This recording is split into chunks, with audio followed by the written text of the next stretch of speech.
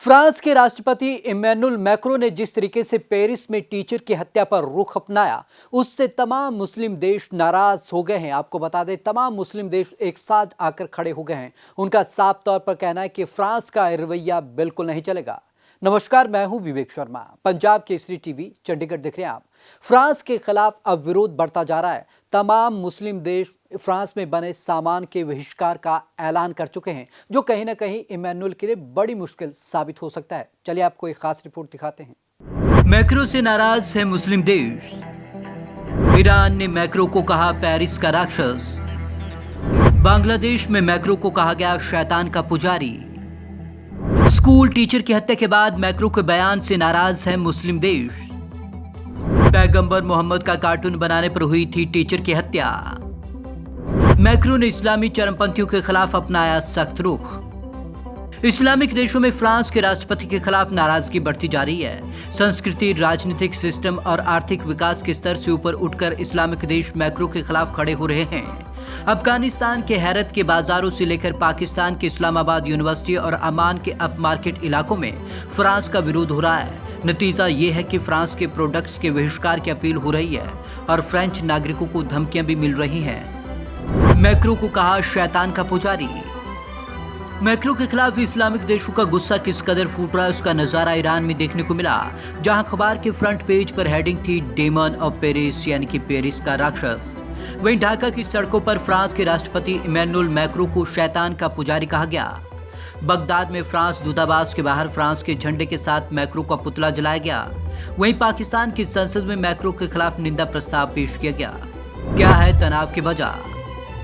France और मुस्लिम देशों के बीच तनाव तब शुरू हुआ जब सितंबर में विवादित कार्टून मैगजीन चार्ली हेब्दो ने पैगंबर मोहम्मद के विवादित कार्टून फिर से छाप दिए। 2015 में इसी कार्टून को छापने को लेकर चार्ली हेब्दो के ऑफिस पर आतंकी हमला हुआ था। 14 आरोपियों के खिलाफ सुनवाई शुरू होने वाली थी। उससे ठीक पहले चार्ली हेब्दो ने फिर वही कार्टून छाप दिए। चार्ली हेब्दो ने उड़ाया एर्दोगन का मजाक। चार्ली हेब्दो ने मंगलवार रात को तुर्की के साथ चल रहे तनावों को सुलगाते हुए प्रेसिडेंट एर्दोगन का मजाक उड़ाने वाला कार्टून भी ऑनलाइन पब्लिश किया।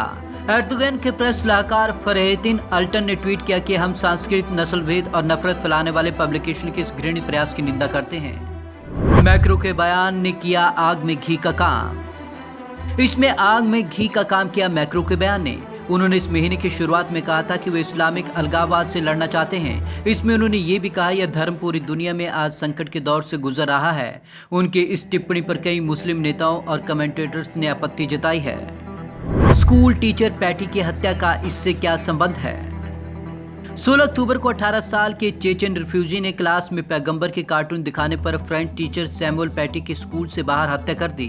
उनका सिर धड़ से अलग कर दिया गया। इसके जवाब में हिंसक अतिवादियों और इस्लामिक ग्रुप्स पर छापे मारे गए। नतीजा ये हुआ कि कई फ्रेंच शहरों में पैगंबर के कैरिकेचर इमारतों की दीवारों पर बनवाए गए। यह एक तरह से सेकुलरिज्म का डिफेंस था और बर्बर हत्या का विरोध। मैक्रो ने किया कार्टून बनाने का समर्थन। इस घटना के बाद मैक्रो ने पेरिस में भी साफ कर दिया कि उनका देश कार्टून बंद नहीं करने वाला है।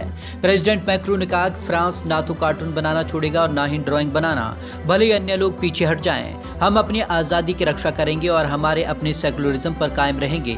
सैमुअल पैटी की हत्या के बाद मैक्रो ने जो भी बोला उसे लेकर इस्लामिक देशों में विरोध शुरू हो गया।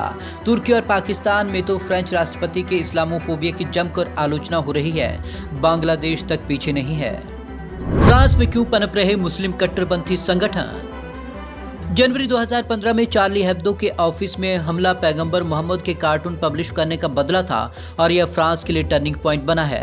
नवंबर में पेरिस में सिलसिलेवार बम धमाके हुए और इसने पूरी दुनिया को दहला दिया। इन हमलों में आत्मघाती हमले, फुटबॉल स्टेडियम में शूटिंग, कैफे और रेस्तरां में मास शूटिंग, थिएटर में बंधक बनाने की घटनाएं शामिल हैं। सेकुलरिज्म की फ्रेंच परिभाषा। मैक्रो की टिप्पणी इस बात पर ध्यान खींचती है कि फ्रांस में सेकुलरिज्म भारत से बिल्कुल अलग है। हमारे यहाँ तो सेकुलरिज्म यानी कि सभी धर्मों को बराबर सम्मान और छूट देना है। फ्रांस में ऐसा नहीं है। वहाँ पब्लिक डिबेट में धार्मिकता प्रतिबंधित है। इसी वजह से फ्रांस का सेकुलरिज्म अक्सर इस्लाम को नाराज करता दिखता है। ईश निंदा व्यक्तिगत आज़ादी का अधिकार। फ्रांस में ईश निंदा को व्यक्तिगत आज़ादी के रूप में अधिकार माना जाता है। आप जीसस क्राइस्ट का भी अपमान कर सकते हैं और इस्लाम का भी। इसे ही फ्रांस का वे ऑफ लाइफ माना जाता है।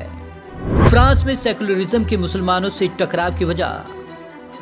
पिछले कुछ वर्षों में फ्रांस के सेकुलरिज्म को टकराव का सामना करना पड़ा है, खासकर फ्रांस के बाहर से आए कई धर्मों का पालन करने वाले लोगों की वजह से।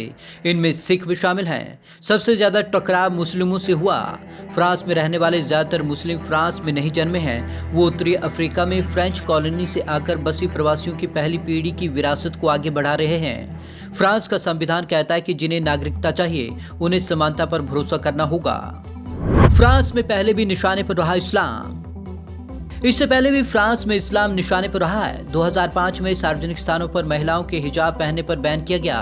फिर 2010 में बुर्का बैन किया गया। 2011 में चार्ली हेब्दो ने इस्लामिक देशों की तीखी प्रतिक्रियाओं को न्योता दिया।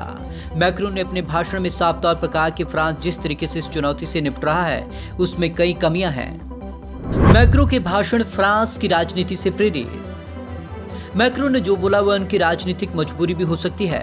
फ्रांस का कोई भी पॉलिटिशियन ये नहीं कह सकता कि इस्लामिक चरमपंथी घटनाओं का फ्रांस के जनजीवन पर असर नहीं पड़ा है। चार्ली हेब्दो के हत्यारों का हमले की 5 साल बाद ट्रायल पिछले महीने शुरू हुआ।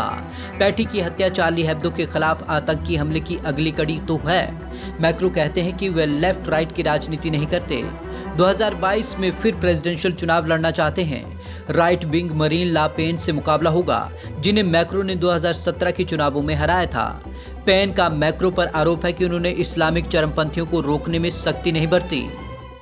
फ्रांस और इस्लामिक देशों के बीच अब संबंध लगातार बिगड़ते जा रहे हैं। उधर इमैनुअल मैक्रो ने एक नया बिल लाने की तैयारी कर ली है। एंटी सेपरेशन बिल लाने जा रहे हैं, जिससे इस्लामिक चरमपंथ पर रोक लगाई जा सके। तो कहीं ना कहीं मामला अब बिगड़ता नजर आ रहा है। आज की इस खास रिपोर्ट में बस इतना ही। विवेक शर्मा को दीजिए इजाजत। नमस्कार।